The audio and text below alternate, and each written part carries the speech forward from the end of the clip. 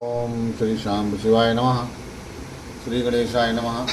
श्री शिव महापुराण के द्वितीय रूप संहिता के तृतीय पार्वती खंड का अब 19वां अध्याय, जिसमें भगवान शिव की नेत्र ज्वाला से कामदेव का भस्म होना, रति का विलाप, देवताओं द्वारा रति को संतावना प्रदान करना और भगवान शिव से काम को जीवित करने की प्रार्थना करना, ये सारा वर्णन 19वें अध्याय में किया गया।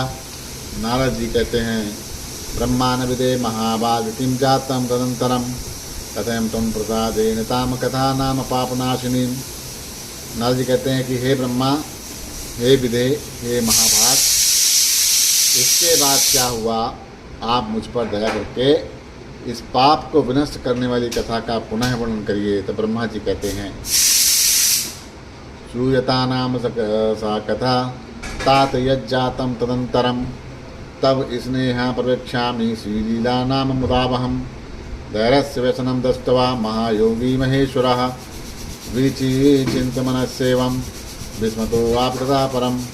हे तात, इसके अंतर जो हुआ सुनिए।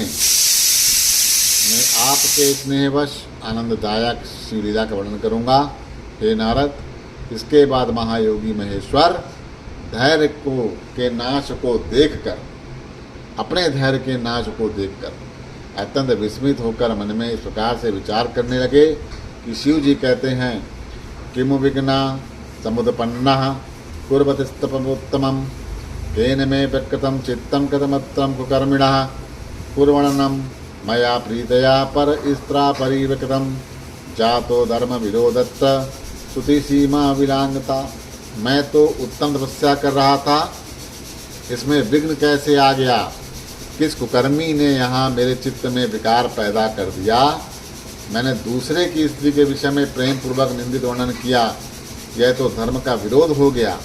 मैं शास्त्र मर्यादा का उल्लंघन हुआ है।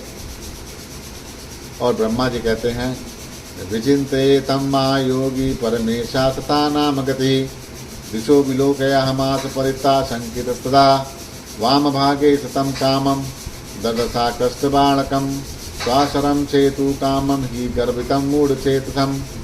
तब सज्जनों के एकमात्र रक्षक महायोगी परमेश्वर शिव इस प्रकार विचार करके शंकित होकर संपूर्ण दिशाओं की ओर देखने लगे।